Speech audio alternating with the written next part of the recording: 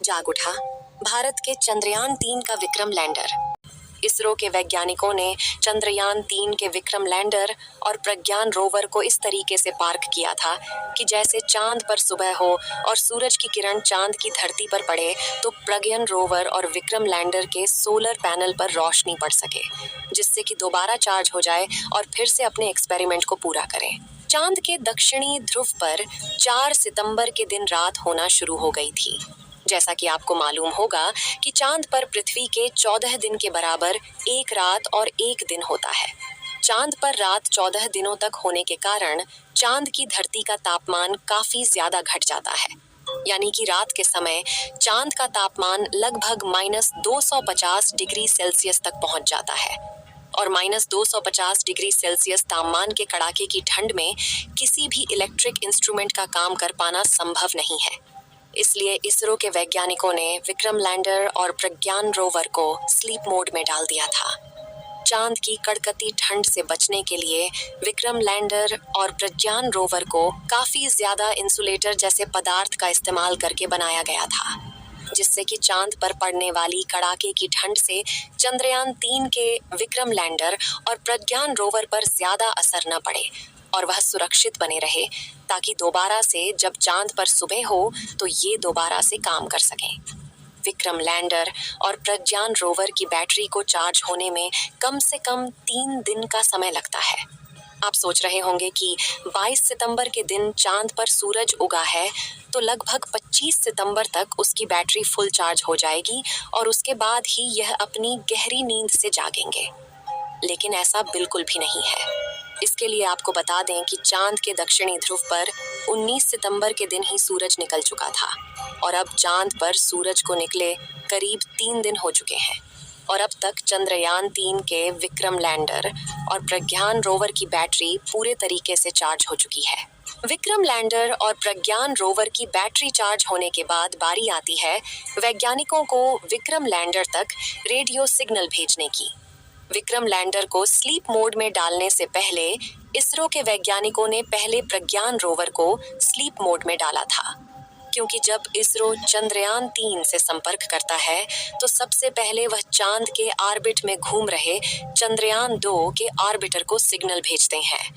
उसके बाद ऑर्बिटर धरती से सिग्नल को रिसीव करके विक्रम लैंडर के पास भेजता है। ऐसे में विक्रम लैंडर को पहले बंद नहीं किया जा सकता था, इसलिए प्रज्ञान रोवर को स्लीप मोड में डालने के बाद विक्रम लैंडर के सारे आउटपुट सिग्नल को बंद कर दिया गया था, लेकिन उसके रिसीवर को चालू रखा गया था, जिससे जब चांद पर सुबह हो और उसकी बैटरी पूरी तरीके से चार्ज हो जाए तो जब वैज्ञानिकों के द्वारा रेडियो सिग्नल भेजा जाए, उसके बाद धरती से भेजे गए रेडियो सिग्नल को रिसीव करके जाग जाए और उसके बाद प्रज्ञान रोवर को भी जगा दे। चंद्रयान 3 चांद पर ढेर सारे तत्वों की खोज तो कर ली थी, जिसमें oxygen, sulphur, manganese, titanium, chlorine और आयरन जैसे अन्य तत्व शामिल थे। प्रज्ञान रोवर ने चांद पर लेजर डिटेक्शन के द्वारा ऑक्सीजन की खोज तो कर ली थी, लेकिन हाइड्रोजन की खोज कर पाना बाकी था। जैसा कि आपको मालूम होगा कि पानी हाइड्रोजन और ऑक्सीजन से मिलकर बना होता है। अगर चांद की धरती पर हाइड्रोजन की खोज हो जाती है तो चांद पर पानी पाए जाने की पुष्टि की जा सकती है। हमारे चंद्रयान 3 का प्रमुख मकसद चांद पर सॉफ्ट लैंडिंग करके पानी की खोज करना था। आज के दिन वैज्ञानिकों के द्वारा विक्रम लैंडर के पास रेडियो सिग्नल को भेजा जाएगा, क्योंकि अब चंद्रयान 3 के विक्रम लैंडर की बैटरी पूरी तरह से चार्ज हो चुकी है और चांद पर सूरज को निकले लगभग 3 दिन हो चुके हैं। वैज्ञानिक विक्रम लैंडर को जगाने के लिए सही मौके का इंतजार कर रहे हैं, जिससे कि विक्रम लैंडर का टेम्परेचर भी सही सलामत हो जाए।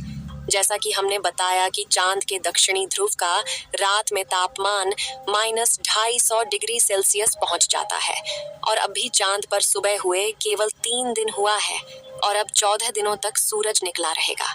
इस बार प्रज्ञान रोवर और विक्रम लैंडर 500 मीटर की दूरी तक जाकर चांद की अलग अलग जगह का डाटा इकट्ठा करके वैज्ञानिकों तक जानकारी भेजेगा। जब वैज्ञानिकों ने चंद्रयान 3 लैंडर और रोवर को स्लीप मोड में डाला था तो उसकी जगह को चेंज करके एक समतल जगह पर किया गया था, जिससे कि सूरज की रोशनी उनके सोलर पैनल पर पूरी तरीके से पड़ सके। विक्रम लैंडर में 3 सोलर पैनल लगाए गए हैं, जिससे कि अगर सूरज की रोशनी का एंगल तिरछा भी रहता है तो किसी भी एंगल से किसी न किसी सोलर पैनल पर उसकी रोशनी पड़ती रहेगी और वह चार्ज होता रहेगा। लेकिन प्रज्ञान रोवर में केवल एक ही सोलर पैनल का इस्तेमाल किया गया है, जिससे उसकी दिशा को सही रखना काफी ज्यादा जरूरी होता है।